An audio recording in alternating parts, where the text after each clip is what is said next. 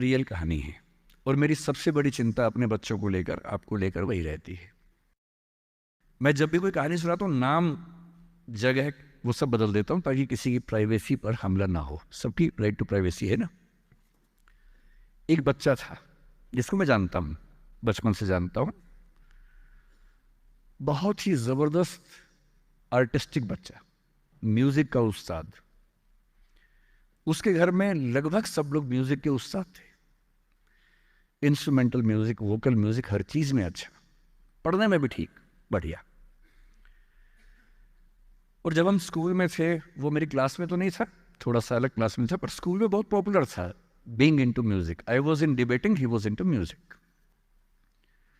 और बाद में उसने हमारा स्कूल छोड़ भी दिया कुछ समय के बाद, फिर वो कहीं और चला गया, फिर हमारा मिलना नहीं हुआ। उस समय ना तो व्हाट्सएप था ना यूट्यूब था, तो बाद में मिलने का स्कोप भी नहीं रहता था। जो एक बार चला गया वो चला ही जाता था उस समय। अब तो बच्चे जिंदगी भर दोस्त रहते हैं। फिर जब मैं दिल्ली यूनिवर्सिटी में आ गया, ग्रेजुएशन कर चुका था, उसके बाद अचानक मुझे एक बचपन का दोस्त मिला जिसने मुझे एक इंटरेस्टिंग क्या, डेवास्टेटिंग बात बताई। तो बात चल रही थी कि स्कूल के दोस्त कहाँ कहाँ हैं, क्या कर रहे हैं। तो बातों बातों में उसका जिक्र भी आया। तो मैंने बड़ी उम्मीद से पूछा, मैंने कहा वो तो बॉम्बे चला गया होगा, फिल्म इंडस्ट्री में चला गया होगा। तो मेरे दोस्त ने पूछा कि तुम्हें नहीं पता उसके बारे में? मैंने कहा नहीं। उसने कहा यार वो जेल में है, and he was one of the most creative students of our school. मैंने कहा जेल में क्यों है? बोले सच में नहीं पता। मैंने कहा सच में नहीं पता मुझे।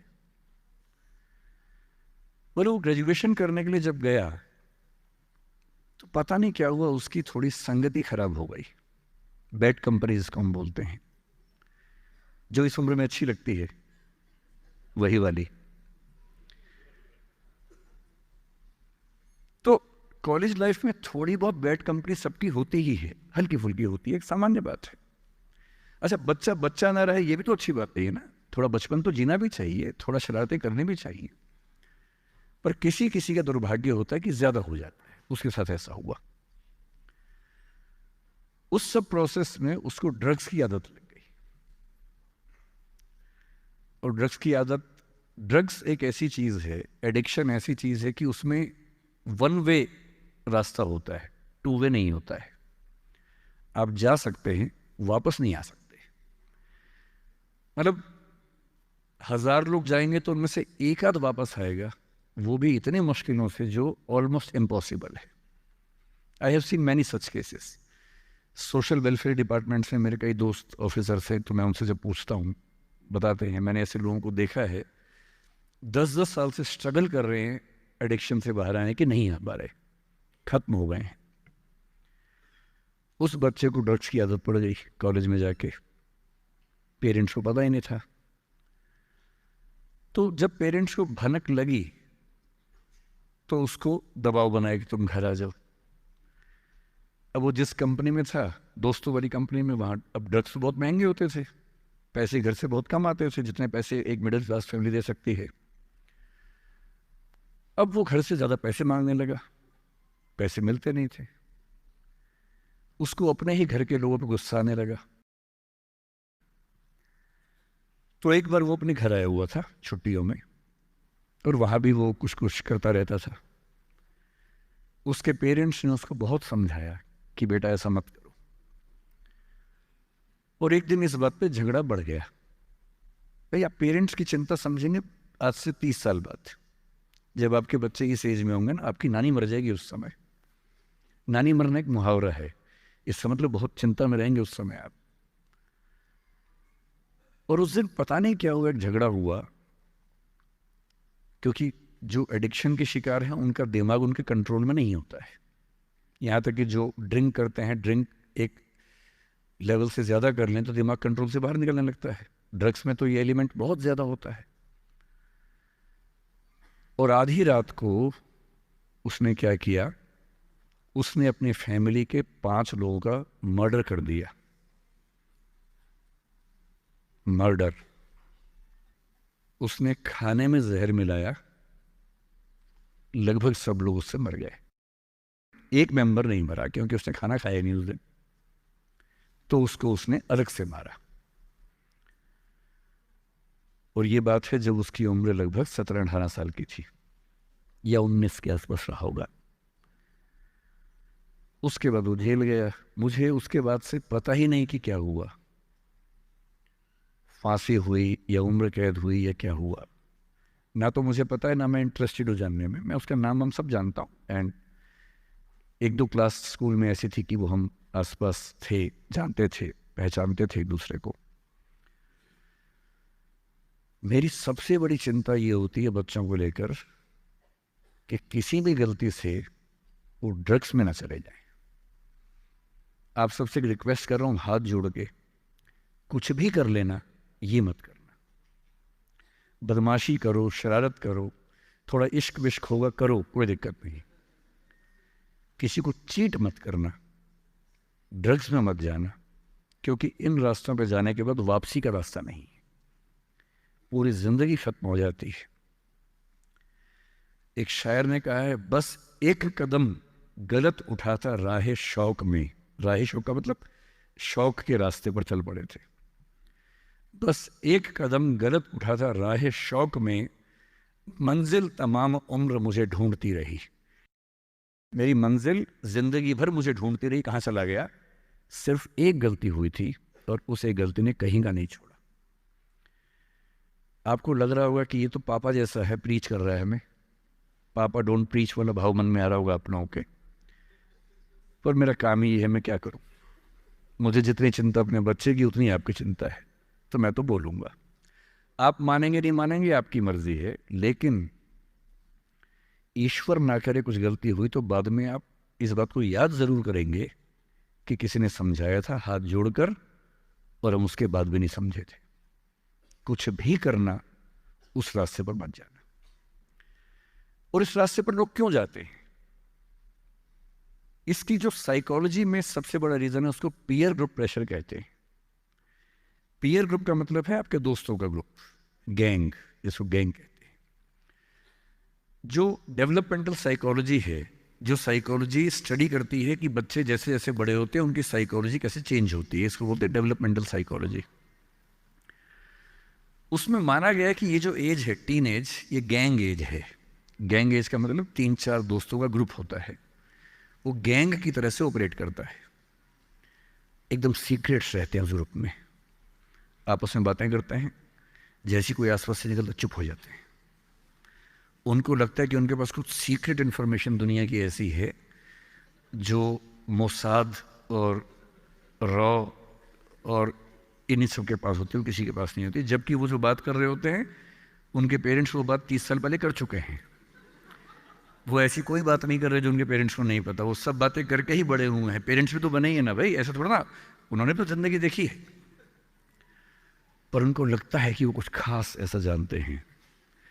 एक दूसरे पर ऐसा भरोसा, पेरेंट्स पर ऐसा अविश्वास, ऐसा उनको खारिज करने की टेंडेंसी, नॉर्मल बात है, कोई खास बात नहीं है, इस उम्र में सामान्य बात है। पर डेवलपमेंटल साइकोलॉजी जब हम पढ़ते हैं तो उसमें कहते हैं कि जो बच्चा होता है 1-2 साल तक का, उस पर सबसे ज़्यादा असर उसकी माँ का होता है, क्योंकि माँ उसके लिए पूरा संसार है। उस बच्चे की 2 ही ज़रूरतें हैं कि जब वो गीला हो तो वो पहुँच दे, जब भूख लगे कुछ खाना खिला दे। शुरू के 6 महीने इन दोनों ज़रूरतों को जनरली उसकी माँ ही पूरा करती है। तो उसको धीरे धीरे लगता है कि जो माँ है ना, यही मेरा सब कुछ है, और माँ की हर बात को फॉलो करता है वो। 6 महीने के बाद थोड़ा सा बाहर का खाना, घर के बाकी मेंबर्स का असर पड़ने लगता है। 2 साल के बाद जब बच्चा पहली बार स्कूल जाता है, 2 या 3 साल के बाद, तो आप देखेंगे प्राइमरी स्कूल में टीचर्स आमतौर पे महिलाएं होती हैं, विमेन होती हैं, मेल्स नहीं होते हैं। उसके 2 रीज़न है। एक तो मेल्स में इतनी पेशेंस होती नहीं आमतौर पे। अपना ही बच्चा हो तो 2 मिनट के लिए चिकोटी काटना, प्यार करना ठीक है, 2 मिनट के बाद नहीं झेल पाते वो। और बच्चा अगर रोने लगे, उनके चश्मा उतार के मारे, थप्पड़ मार दे, मूंछ खींच ले, इरिटेट हो जाते हैं। 5 मिनट के बाद तो बच्चा पिटता ही पिटता है अपने बाप के हाथों। इसलिए बच्चे भी बाप के पास कम जाना पसंद करते हैं, जाते हैं 1-2 मिनट के लिए फिर भाग आते हैं वहाँ से। इनको पता है कि ये जो ब्रेक इवन होने वाला टाइम आ गया है, अब इस टाइम पर निकल जाना चाहिए।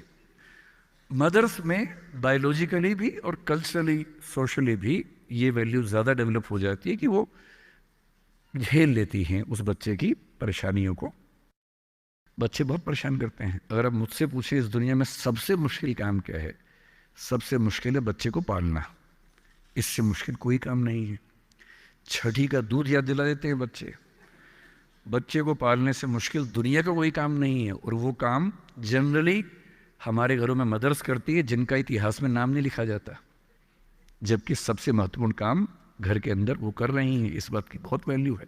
कई जगह पेरेंट्स मतलब फादर्स भी कर रहे हैं कुछ हद तक, लेकिन जनरली दुनिया में ज़्यादा ये काम अभी तक महिलाओं के हाथ में ज़्यादा है। जब बच्चा स्कूल जाता है तो स्कूल जाने के बाद आप देखें जो लेडी टीचर होती है, जिसको बच्चा प्यार से मैम कहता है, मैम, ऐसे बच्चे के लिए मैम दूसरा भगवान होता है मम्मी के बाद।